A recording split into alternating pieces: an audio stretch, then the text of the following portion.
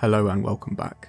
Today I present to you my first ever hardcore solo self-found attempt, in my total playtime of around 3,000 hours.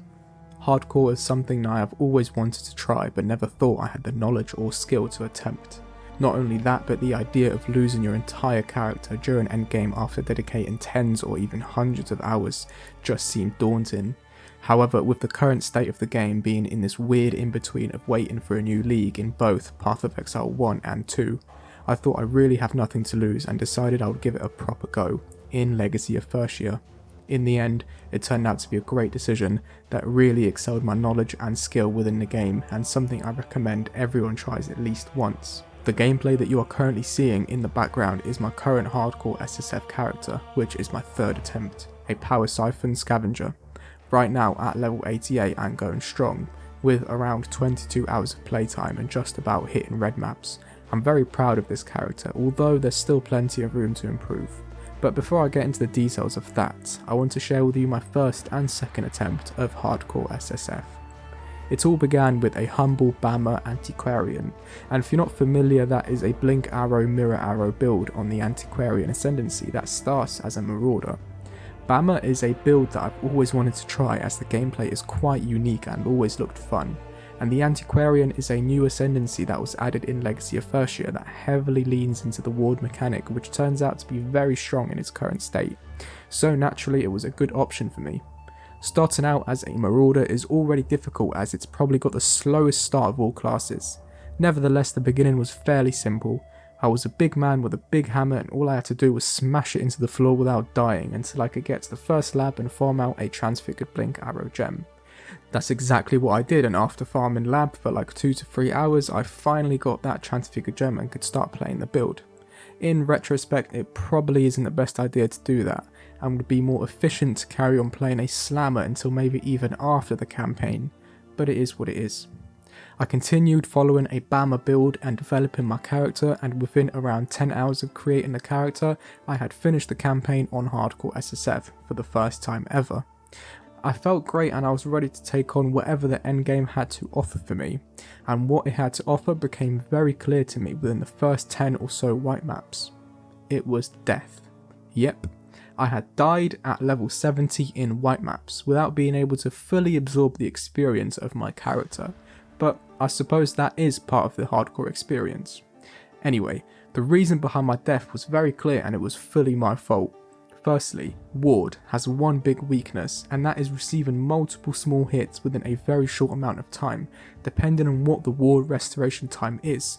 So, for example, if my ward restoration time is 1 second, and I receive a lot of small hits within that 1 second window, it could be deadly, and it was. Not only that, but the multiple fast projectiles I had been hit by were fire, and as it turns out, I was not fire resistance capped. I think I was somewhere around a mid 60%, so not far off, but not enough. Both of these things, in addition to not having a big health pool, or spell suppression, or high evasion rating, and the fact that I blink arrowed into a wall and got stuck, was one big recipe for disaster. After this, I decided to go for the exact same build and try again, because as I've just mentioned, I felt like I hadn't even started the build properly before succumbing to my death, and, long story short, I died in Act 6. Right, so that brings us on to the third and final attempt, my current Power Siphon Scavenger. This has really been a tremendously fun and strong build. There is a reason why it is one of the most popular builds in Legacy of Phrecia. Firstly, my campaign run was really quick and smooth. I completed it in under 6 hours, which for me is pretty fast, especially in hardcore SSF. The Scavenger Ascendancy is really strong, leaning into converting physical damage you take into fire for defense and power charges for offense. With my current setup, I've got a 100% crit chance with my power charges up, and they are up all the time during maps, and with 430% crit multi, I'm looking at around 3.3 million DPS, which for level 88 and early red maps is very, very good. My defense on the other hand is not all that great. I've got around a 25,000 effective hit pool with high evasion, nearly 100% spell suppression, a little bit of block, and a health pool that would be considered a little on the low end. However, all things considered, I have not had any issues with even coming close to death, and the damage that I dish out is more than enough to carry me through any encounter. The playstyle itself is very satisfying, with throwing multiple mines across the screen that shoot out power siphons that automatically seek out enemies and pierce through them. The gearing of this build is also very simple, as, to begin with, all you want is a wand with lots of spell damage and lightning damage, and the rest of your gear is your bog standard defenses such as life, resists, spell suppression, evasion and energy shield. There are some good uniques that fit this build perfectly, but you really don't have to worry about them until later. What I've just described is exactly what my character currently looks like, and I've got absolutely no issues doing anything I want. I know that I am only just entering red maps, and that is really not anything to brag about, but I insist to go watch other people that are deep in endgame with this build in hardcore, and you will see more of the same. Playing hardcore is an experience that I would recommend everyone tries at least once. It totally changed my perspective on how I played. It made things more interesting for me. Every decision had to be made in the present moment, appropriately calculating the risks of a scenario. There was no more room for lousiness. I couldn't just ignore not being resistance capped, or click every essence and unidentified strongbox I saw, or run into a room full of monsters without knowing exactly what their abilities do.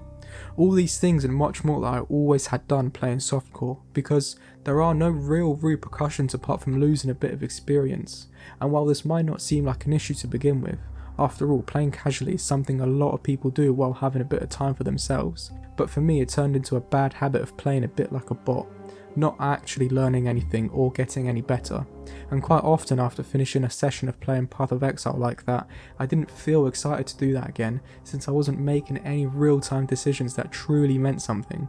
Don't get me wrong, blasting monsters endlessly is what Path of Exile fundamentally is, and we all love it for that. But for me, it was far too easy to get into a rut of run forward, press abilities, hope for the best, maybe drop some better loot, rinse and repeat. Whereas introducing a hardcore playstyle meant everything was flipped upside down.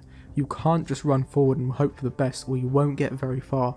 You can't press your abilities whenever, as some are there to be used exactly at the right time to save your life, such as flame dashing or using Vile Grace.